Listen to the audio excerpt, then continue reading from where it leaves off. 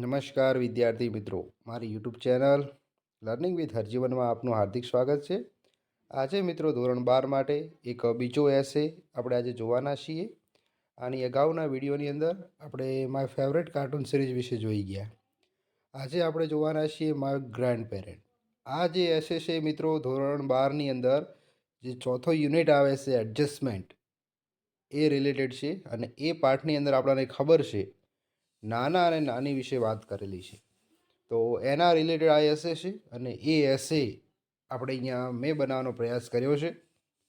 તો અહીંયા grand parent એટલે કે નાના અને નાની વિશે આપણે જે લખવું હોય એ આપણે એમના વિશે લખી શકીએ.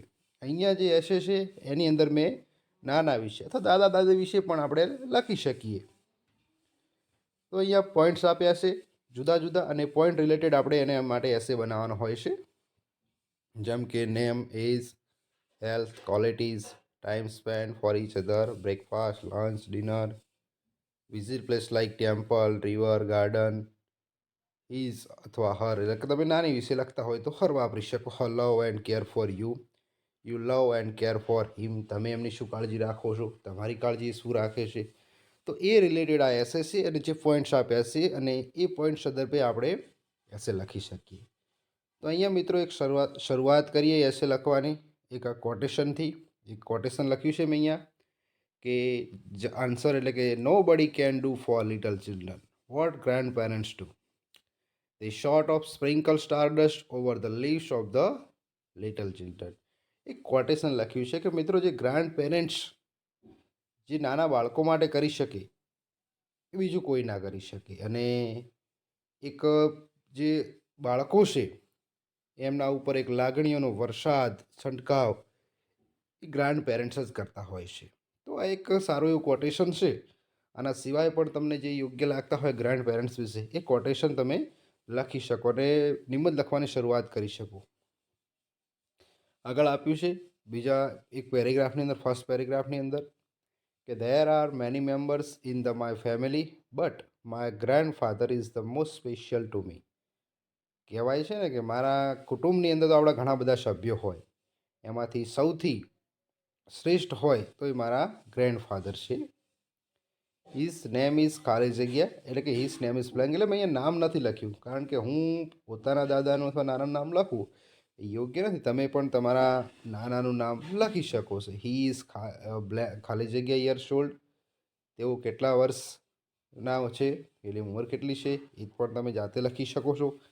His hairs has turned grey and his skin has વ્રિંકલ.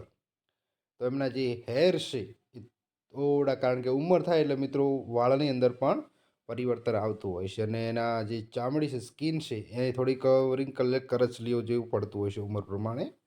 But he is healthy, પરંતુ મિત્રો તંદુરસ્ત છે એન્ડ એક્ટિવ, અને ખૂબ સક્રિય છે કારણ કે એવું બીજા કામોની અંદર પણ પોતે ખૂબ એવું સારું કામ કરે છે. હી gets up early in the morning, સવારે મોર્નિંગમાં ઉઠવાની ટેવ છે એમને. He goes four morning walk, સવારે વોક માટે પણ જાય છે. અને he always worship of God, અને હંમેશા તેઓ ભગવાનની પૂજા પણ કરે છે. તો મિત્રો આ તો પેરેગ્રાફ કર્યો ફેમિલીની અંદર, કે ફેમિલીની અંદર ઘણા બધા સભ્યો હોય ને એમાં તમારામાં શ્રેષ્ઠ કોણ છે એના વિશેની વાત કરી છે. એના પછી વાત કરીએ અહીંયા મિત્રો એક બીજું પણ મેં એક કોટેશન લખ્યું છે ગ્રેન્ડ પેરેન્ટ્સ વિશે. Grandparents are like magicians. જે દાદા અને દાદી છે તો એ નાના અને નાની છે એક મેજિશિયન, એક ચમત્કારિક જાદુગર જેવા હોય છે. They can create wonderful memories for the grandchildren out of thin air. અને આ વાતાવરણની અંદર પોતાના બાળકો માટે અથવા ગ્રાન્ડ સનો માટે, ગ્રાન્ડ બાળકો માટે એક એવી ક્ષણો મૂકીને જાય છે જે આપણને હંમેશા માટે યાદ રહેશે. આ એક અલગ કોટેશન છે જે આપણા ગ્રેન્ડ પેરેન્ટ્સ માટે છે. આગળ વાત કરીએ. My grandfather voice is a kind and loving man. મારા દાદાનો અવાજ ખૂબ જ નરમ છે અથવા કાઇન્ડ છે અને લવિંગ, પ્રેમાળ સ્વભાવના છે. He has qualities of discipline, faith in goodness. મિત્રો ખ્યાલ છે કે આપણે ક્વોલિટીઝની અંદર ઘણું બધું લખી શકીએ. તો એક પોતે એક સારા એવા સાદા માણસ અથવા ભલાઈ કરનારા માણસ છે, પોતે એક નિષ્ઠા રાખનારા વ્યક્તિ છે. એટલે એટલે પોતાની ક્વોલિટીઝ તમે તમારા દાદા અને દાદી વિશે શું ક્વોલિટીઝ જાણો છો એના વિશે લખી શકો. કાઇન્ડનેસ છે, એક દયાળુ સ્વભાવ છે, એન્ડ લવ અને કેરિંગ મેન છે.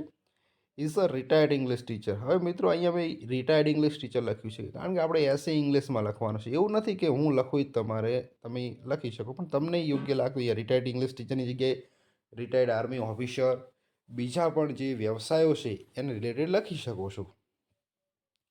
Is a fond of reading books and magazine, અને એમને બુક્સ અને મેગેઝિન વાંચવાનો શોખ છે.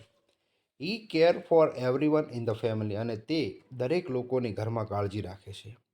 He helps every member in family, અને જ્યારે સમય મળે ત્યારે દરેક કુટુંબના દરેક સભ્યોને પણ શું કરે છે, મદદ કરે છે. મિત્રો, તો આ એમની ક્વોલિટીઝની વાત કરીએ, એમની ખાસિયત શું છે, એમનો વ્યવસાય કયો હતો અને એમને કયો કયો શોખ છે. આગળ વાત કરીએ મિત્રો આપણા વિશે.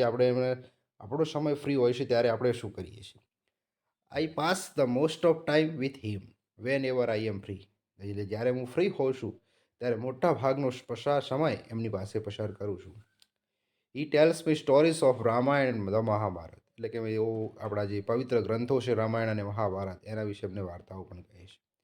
ઈ ઓલ્સો ટીચિસ મી ઇંગ્લિશ ગ્રામર, અને આપણે આગળ જોયું કે એ પોતે ઇંગ્લિશના શિક્ષક છે, એટલા માટે સમયાંતરે મને અંગ્રેજી ગ્રામર પણ ભણાવે છે.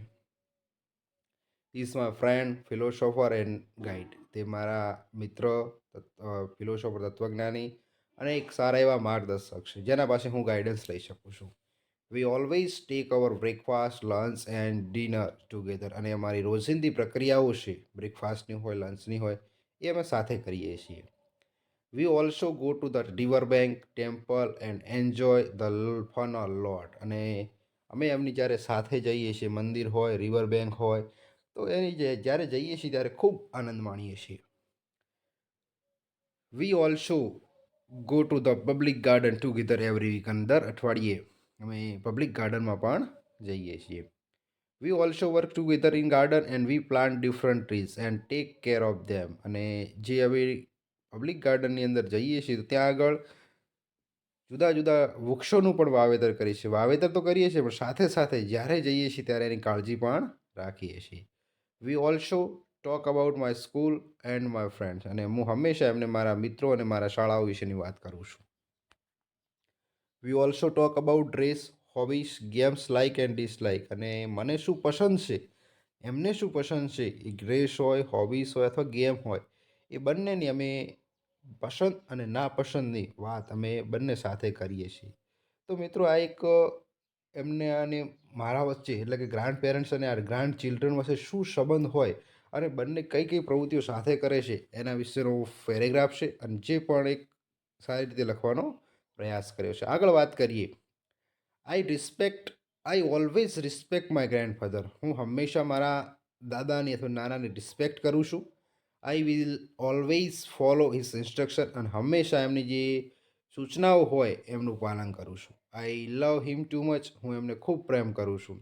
આઈ એમ પ્રાઉડ ઓફ હિમ. હું એમના પ્રત્યે મને ગર્વ છે.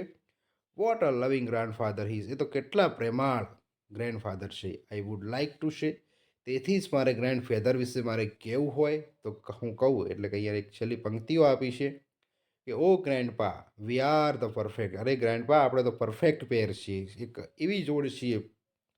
આઈ want to be as a good as you are. હું પણ તમારા જેવો જ એક સારો વ્યક્તિ બનવા માગું છું. એટલે કે I want to be as good as you are. Let me confess. ચાલો હું કબૂલાત કરું છું કે my grandpa, you are the best. મારા ગ્રેન્ડપા, તમે દાદા છો, એ તમે કેવા છો, એક બેસ્ટ છો, શ્રેષ્ઠ છો. એટલે જ કહેવું પડે કે આઈ લવ યુ, કે હું તમને ખૂબ પ્રેમ કરું છું. તો મિત્રો, અહીંયા મેં એસે લખ્યો છે માય ગ્રેન્ડ પેરેન્ટ્સ, અને ગ્રેન્ડ પેરેન્ટ્સની અંદર તમે દાદા, દાદી, નાના અને નાની વિશે કોઈ પણ વિષય તમને યોગ્ય લાગતું એવું લખી શકો છો, અને આમાંથી અમુક લાઈન તમે એડ પણ તમારી રીતે કરી શકો છો. એવું નહીં કે અહીંયા જે ક્વોલિટીઝ આપી છે એ જ મારે લખવી. તમને જે યોગ્ય લાગતી હોય એવી જ ક્વોલિટીઝ તમે અંદર એડ કરી શકો છો. તો આ નિબંધ જોયો આપણે માય ગ્રેન્ડ પેરેન્ટ્સ વિશેનો. જો તમને વિડીયો ગમે તો લાઈક કરજો, શેર કરજો, અને ચેનલ ઉપર નવા હોય તો ચેનલને સબસ્ક્રાઈબ કરવાનું ભૂલતા નહીં. Thank you. ખૂબ ખૂબ આભાર.